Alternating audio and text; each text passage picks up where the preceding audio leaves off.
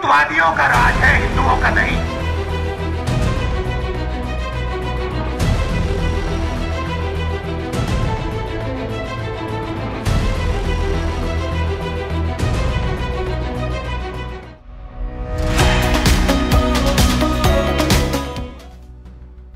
Congress leader Rahul Gandhi, in a recent post on social media, tried to apparently explain the true characteristics of a Hindu while exploring the divine essence of Hinduism.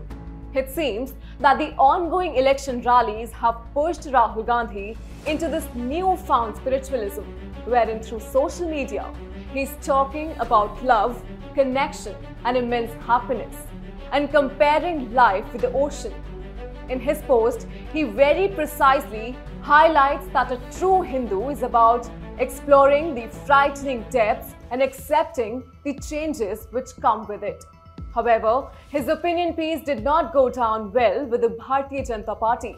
Taking a jibe, Union Minister Anurag Thakur said that writing an essay on Hindutva is easy, but a Chunavi Hindu can never merge Hindutva with life.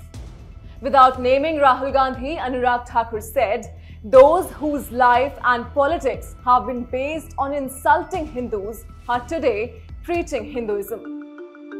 Namaskar, I am Shreyasa Vijay and you are watching Ritam.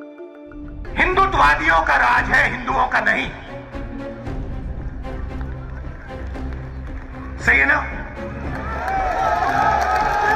हिंदुत्ववादियों का राज है, हिंदुओं का नहीं। Who is a Hindu? Rahul Gandhi made a failed attempt to once again dive into the higher traditions of Hinduism after his stint as a Janeudhari Brahmin Shiv Bhakt. But the past few days narrates a different tale. Gandhi, when not trying to woo Hindus, is quite at ease with his political allies, calling for the destruction of Sanatan Dharma, calling it names, comparing it with diseases like dengue, malaria, as put into words by Kanchan Gupta, Senior Advisor, Ministry of Information and Broadcasting. The qualities and the spiritualistic ideologies which Gandhi elaborately explains in his essay are the same ones which the Congress and its leaders repeatedly exploited, took advantage of. Let's not forget that the Congress party divided the country on the basis of religion, broke it into pieces. That was the very beginning of their appeasement politics. It is more than 75 years now that Bharat gained its independence, but atrocities, lies, and hurling of insults still continues. Congress does not leave a single chance to badmouth the Hindu religion, and it would do anything and everything in its power to divide the religion into sects, breaking off people, dividing them. Where was Rahul Gandhi when Udayamidhi Stalin and his supporters made such vilified comments on the Sanatan Dharma, maligning the sanctity, the very ethos of the Hindu Dharma?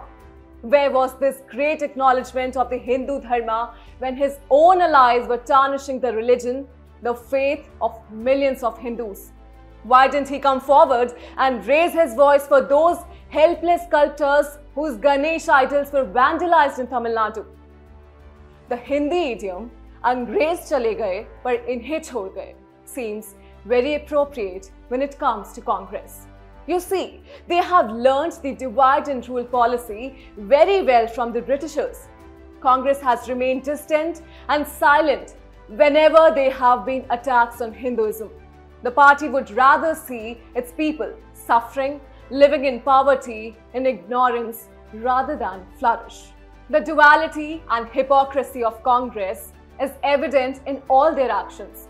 They are failing to see that appeasement of one particular religion is directly connected to the oppression of the other. In 2017, Congress organized beef festivals, protesting against the centre's decision to put a ban on sale and purchase of cattle for slaughter. They openly slaughtered a helpless cow in full view of the public, showing their cruel, barbaric nature. And such incidents are not very surprising. In the past, under the Congress government, the Ram Mandir issue was completely abandoned. Rather, they went on to create a phobia against Ram, Ramayan and Ram Rajya. The UPA government stooped to the extreme low of filing an affidavit in Supreme Court in 2007, questioning the very existence of Lord Ram, catering to all the anti-Hindu forces working to disintegrate Bharat and the Hindu ethos it was built on. It even went on to say that Ramayan may have moved millions, but Lord Ram lacks scientific and historical veracity, stating that Ram Setu was in fact just a natural phenomenon. Congress was almost on the verge of building the Setu Samudram shipping canal, completely destroying the heritage site and almost stomping on the concrete realities of the Hindu faith. Do not forget that if the canal was actually built, it would have been a geopolitical blunder of epic proportions, because Bharat would automatically be giving away its sovereignty in the region. Finally, BJP completely shut down the project, which almost resulted in the demolishing of the Ram Setu. Over the years, Congress has denigrated so much that for them, taking Lord Ram's name became a communal move, bigoted, or just about taking the Hindu movement ahead. How is it so that a party which questions the existence of Lord Ram in the apex court of justice has its leaders suddenly posting long essays on the ethos of Hinduism? Interestingly, prior to 2014, Mr. Gandhi was a frequent attendee at iftar parties, displaying a wide range of appearances and affiliations. However, a noticeable transformation has occurred since then, seemingly influenced by political pressures. It appears that Mr. Gandhi now wishes to be perceived as a representative of the Hindu community, reflecting a newfound emphasis on Hindutva principles. Anyhow, what's particularly thought-provoking is the question that arises. Why has the scion of the Congress party departed from his previous tradition of attending iftar gatherings and instead focused on abruptly projecting himself as an advocate of Hinduism?